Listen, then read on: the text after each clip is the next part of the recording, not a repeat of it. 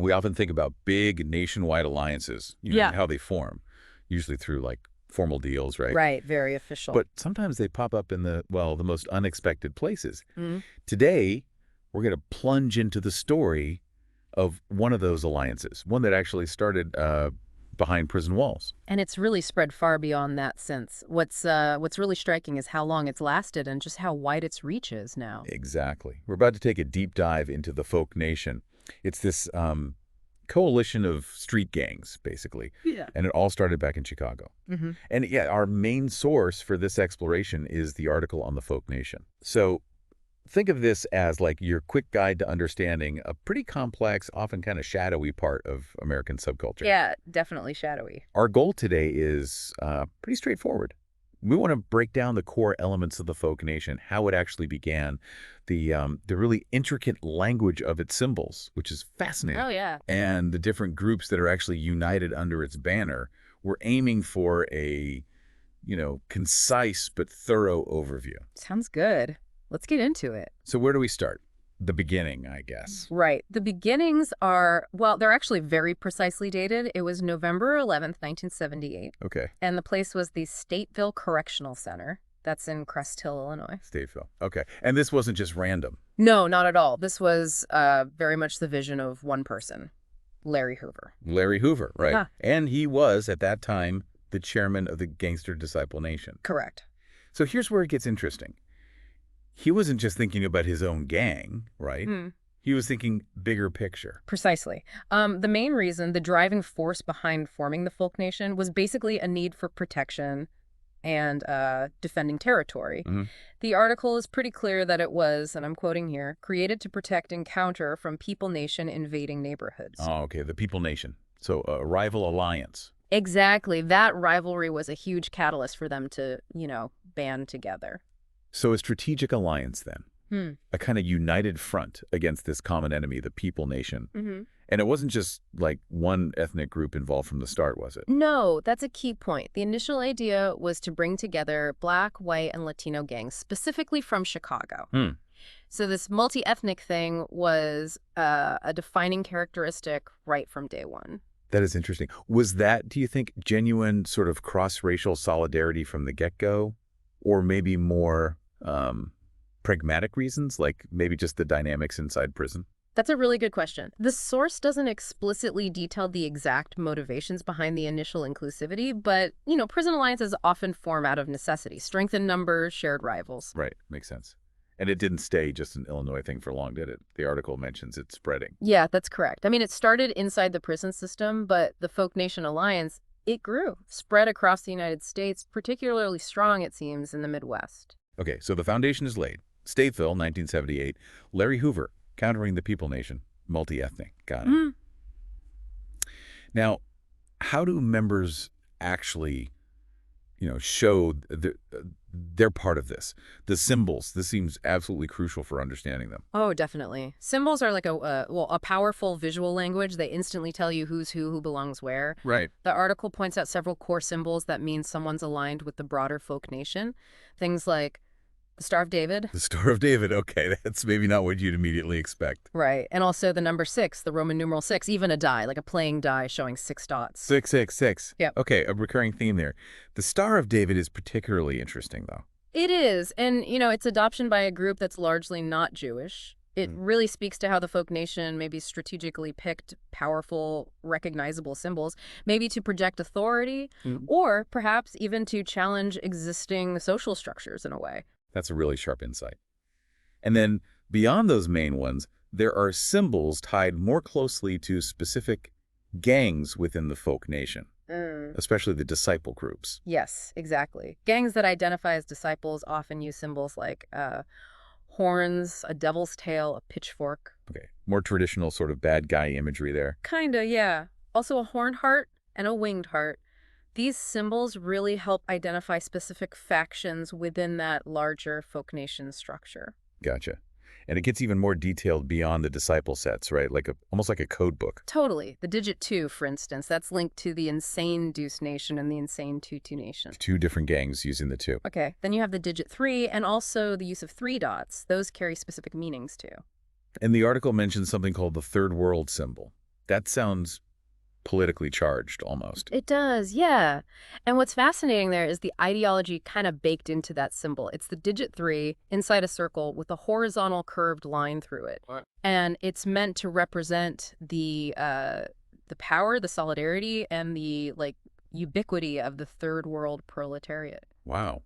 Okay, so that suggests maybe a broader political awareness or identity within certain parts of the folk nation? It seems that way, yeah. Adds a whole other layer of complexity. Definitely. And the numbers just keep going as identifiers, don't they? They really do.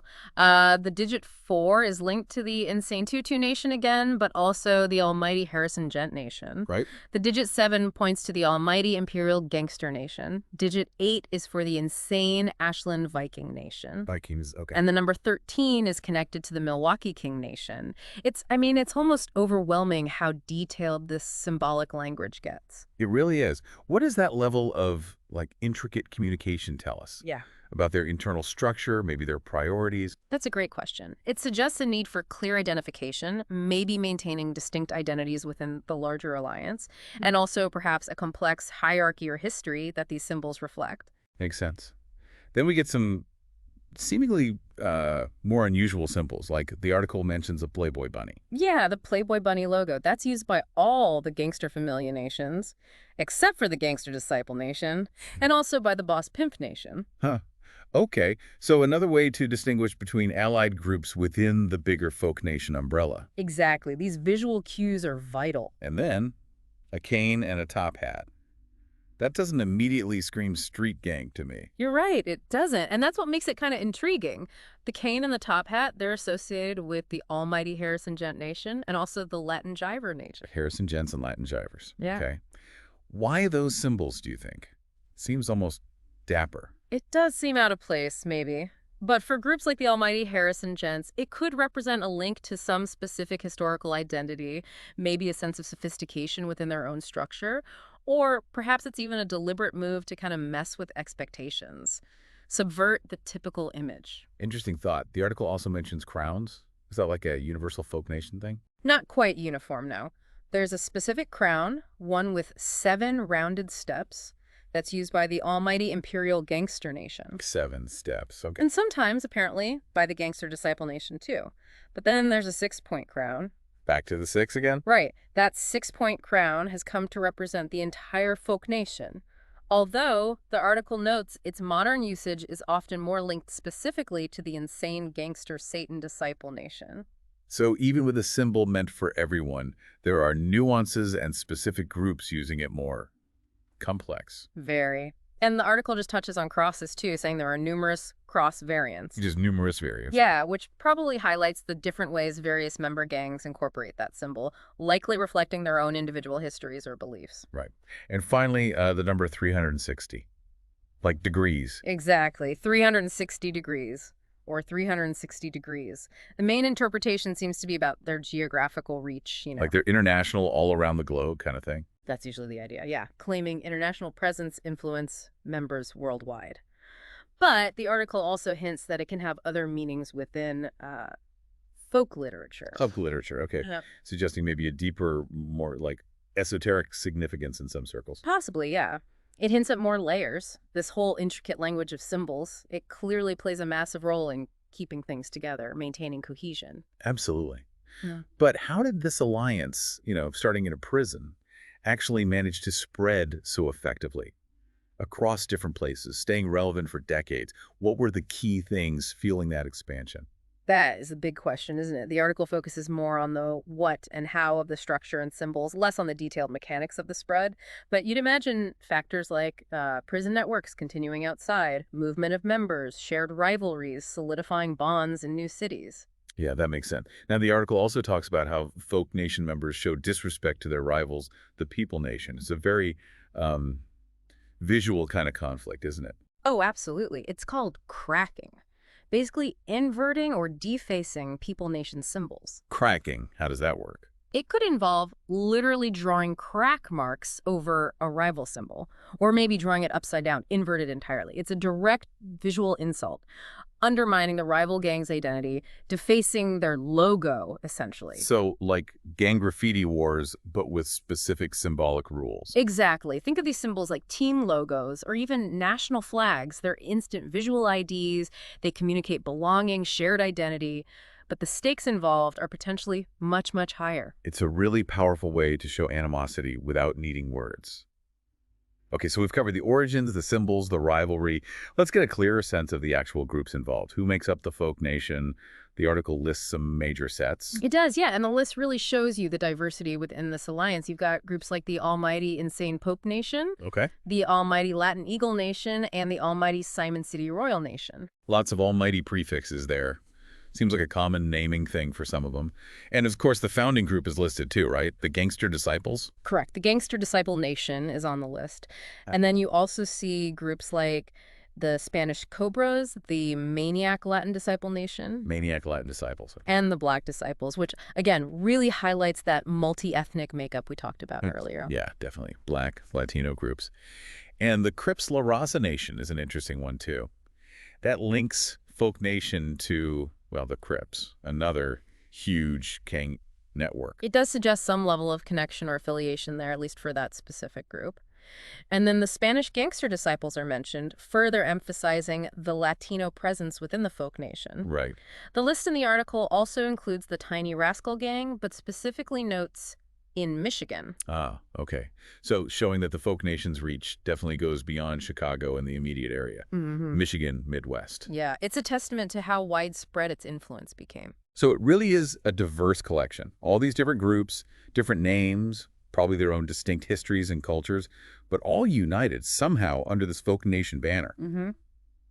That's the picture the article paints. And finally, the article briefly touches on the kind of activities associated with the folk nation, the criminal side. Right. It lists several serious criminal activities. Yeah. Drug trafficking, burglary, extortion, and homicide. So the standard portfolio for organized crime, unfortunately. Pretty much. It underscores the serious and often violent nature of these organizations. It's not just about symbols and history. No, definitely not.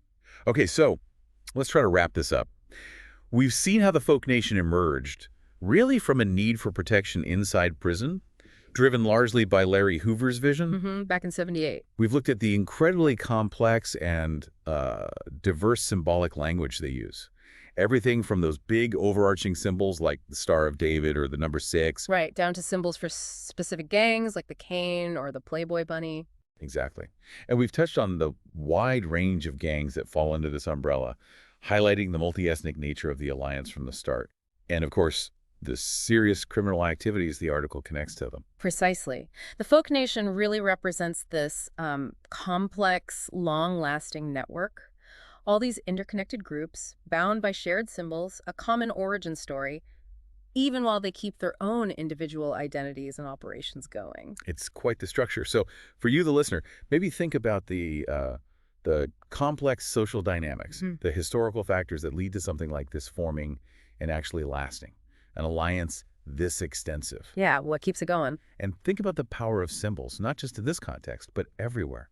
How they work as these potent markers of identity, of belonging, and sadly, often conflict too. They carry so much weight. And maybe the biggest thing to ponder is, what are those underlying motivations? What drives such widespread organization, this unity across so many diverse groups that might have very different local issues? Yeah, what's the glue, really, beyond just the rivalry? Exactly. It certainly gives you a lot to think about.